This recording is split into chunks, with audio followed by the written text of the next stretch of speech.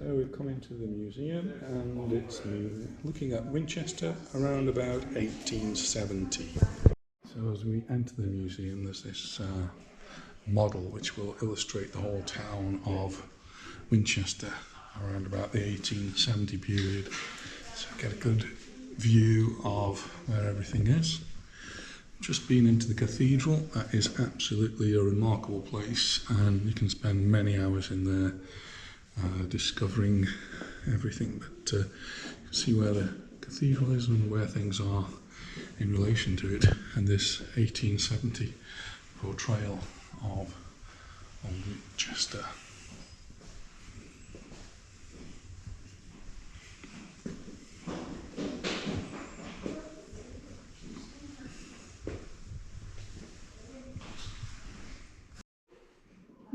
Some interesting exhibits.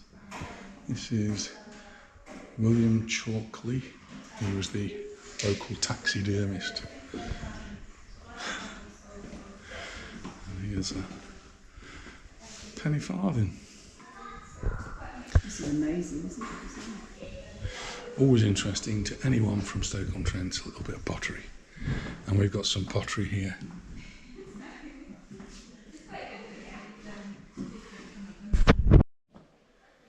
Always enjoy looking in old shop windows, sort of things that maybe I remember from the past. This is tobacco. I certainly remember villager cigars.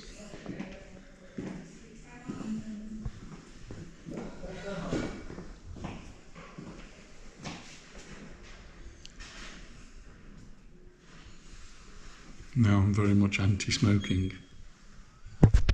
So as we came into Winchester this morning, one of the first things we saw was the statue of King Alfred, and here is the silver version of that statue, produced by the sculptor Hamo Thornycroft and presented to Alfred Boker, Mayor of Winchester, in 1901.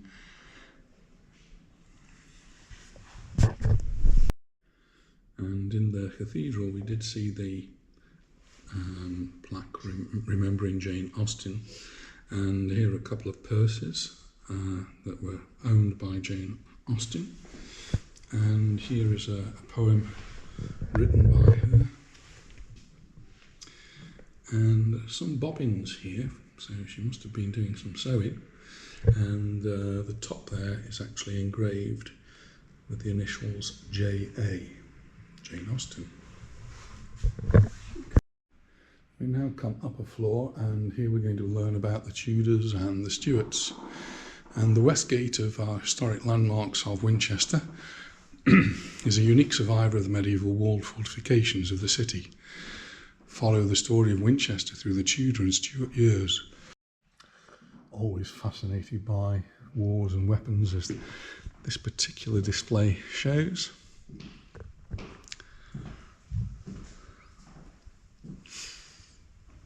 And then next to it are a number of different personal objects.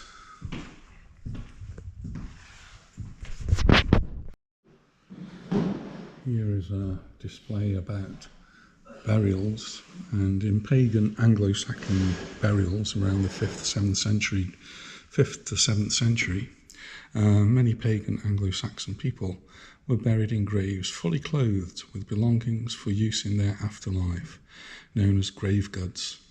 Important people were buried with a wide range of objects to reflect their status in life. Poorer people and slaves had fewer grave goods. The objects on display here were excavated from graves in the pagan Anglo-Saxon cemetery at Worthy Park. I always wonder when I see things have been excavated from graves, interesting though it may be, but what happened to rest in peace? No resting in peace for these people. Their goods were eventually taken from them. Inside the cathedral we saw many wonderful sculptures, and here in the museum they have quite a few too, including some columns here, some rifled columns and some straight columns. And I did remark while we were in the cathedral at some of the remarkable floor tiles and how detailed some of the patterns were on them. Here we've got some more Anglo Saxon stonework.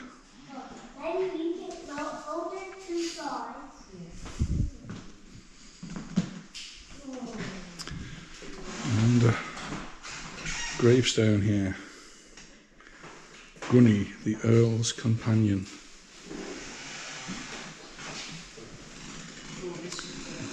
Here are some stones and how they may have been assembled around about 1,000 years ago. In this display we've got lots of interesting Winchester art. That's number 8, which is actually a late 10th century plaque. Probably a bridal mount decorated with animal and plant ornament and relief. It's only about just over an inch, maybe inch and a half high, so not very big at all. Just to the left of that, very unusual looking thing. This is late 10th century and made from walrus ivory panel from the roof gable of a small house-shaped shrine. It's a tiny little thing there. This is measuring about 3 inches, and it's obviously incomplete, but represents Christ on the cross and carved from bone. I guess this is about the size of my thumbnail, and again comes from around about the 10th or 11th century, and it's embossed. It's a silver head with gilded hair. We've got silver and gold together there. But up above we do have some coins.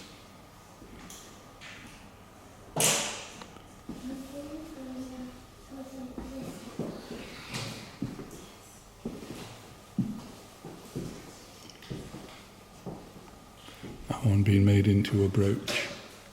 These are a selection of different pins, hair pins or dress pins, and they're made of either silver, bone or bronze. So lots of coins here. For 350 years Winchester had its own mint, striking coins under royal control. The importance nationally of the mint fluctuated in the years immediately before the Norman conquest. Winchester Mint ranked 4th in the country after London, York and Lincoln. The silver pennies on display span the life of the Winchester Mint from the beginning it's under Alfred to its closure in the reign of Henry III, which was around AD 1248 to 1250. There's also no copper coinage at this time.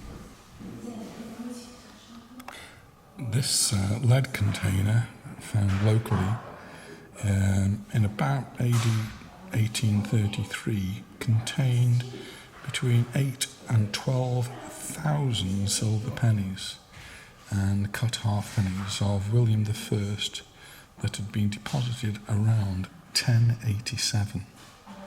Wow. What a find. Also lots of religious artefacts here.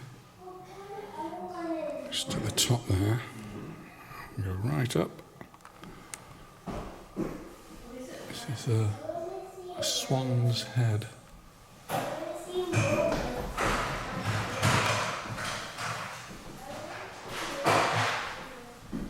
And that dates from about, 1175 to 1200.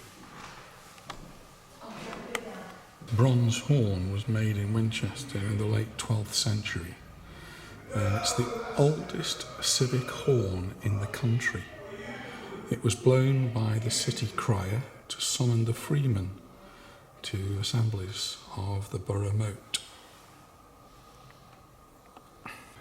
Great collection of pottery, some complete, some not so complete, and all different sizes too.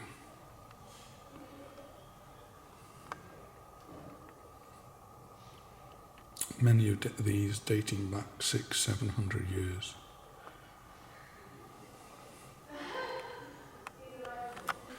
Lots of interesting things in this display, referred to as Winchester trade.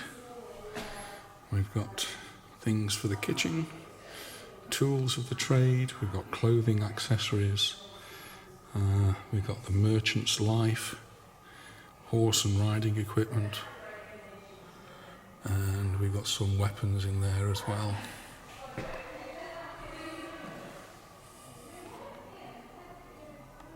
The next display is more domestic sort of life, and I wonder if you can guess what this is.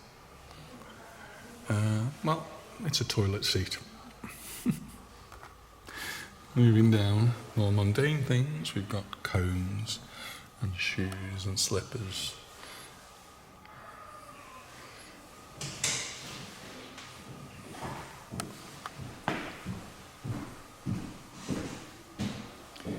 And this is it's actually the top of a stool. It had 3 legs. Tiny little shoe there.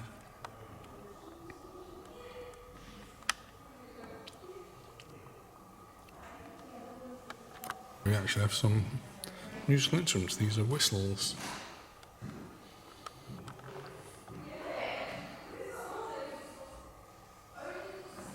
Some toys. That looks like a spinning top down there.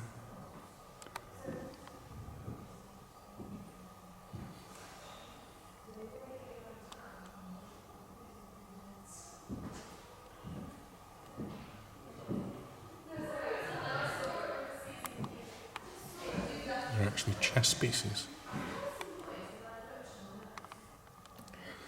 And down at the bottom, some mortars for grinding the food up.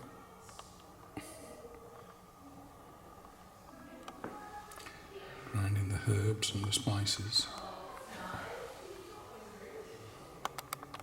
We've now come back in time quite considerably.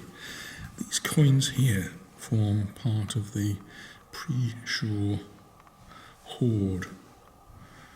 So the pre-shore park hoard was issued, these coins were issued in AD 280 and between then and 309. But if you look very carefully, these coins are in mint condition. It looks really as though these coins have never actually been circulated. They've been buried all this time and now recovered and display this really amazing work that they did then. This is another hoard. This one from about 306 AD, 337 AD. This is called the Chilbolton Down Hoard, and these coins from the Constantinian dynasty. So this particular displays lots of coins from this early period. I think we break glasses really quite often, so it's amazing that these glass examples here are from around about the 3rd and 4th century AD, and some of them are pretty much intact. This is quite amazing.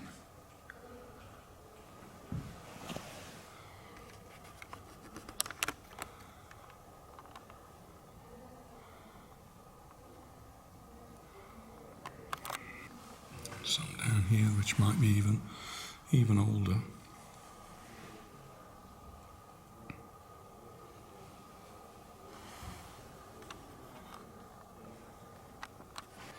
And as we've seen in many places, wealthy Romans often often had underfloor heating, and just about to really start bringing that back here. Well, certainly in Mallorca, underfloor heating is the way to go. And if we just look here, I can remember as a child learning about underfloor heating and thinking what sense it made. Well, it does make a lot of sense. Just make your floors warm and the whole house seems warm. And then the Romans finish it off, of course, by putting a lovely mosaic tile on the surface. More domestic life here. See lots of things that you have around the house. Some more tools. And this one caught my eye, just this one down here. I was wondering what that was. And it's actually a folding bronze foot rule. It's quite amazing, isn't it? And the usual spoons and a lamp. And then some gaming counters here. Lots of items of jewellery. Combs.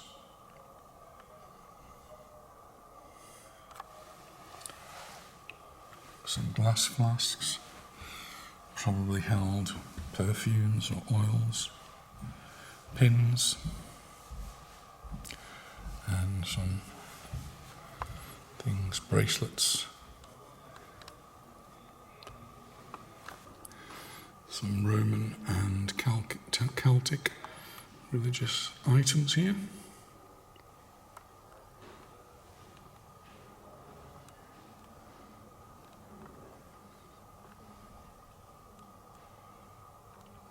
Including a miniature wheel.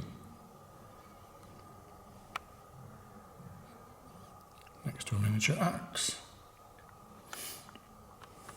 This is a lead coffin that was dug up and unfortunately slightly damaged in 1969. And when they examined it, they found that it contained the remains of a skeleton of a man who died in his early middle age, and fragments of shattered pottery vessels were also inside. And there are the remains.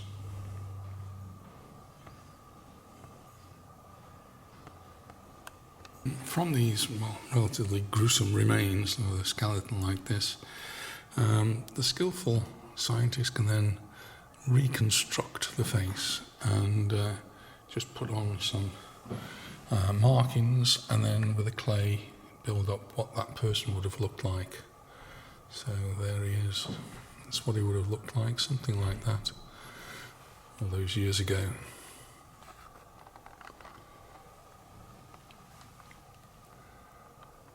These are containers for human remains. So the cremated remains would go into these. We have a beautiful mosaic. It was actually lifted from its site in 1969, and it was done in 28 numbered sections. Gauze cloth was glued to its surface, and each portion was lifted from its mortar bed. A simple reversal of the means by which the Romans probably laid it in the first place. It was then conserved in 5 pieces and installed in this museum. And it is in absolutely amazing condition.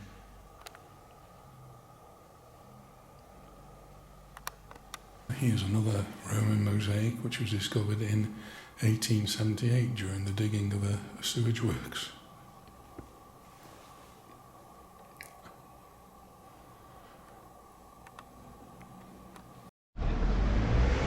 Well, we've just had a very interesting walk around the museum here in Winchester, and we're going to continue on our little expedition.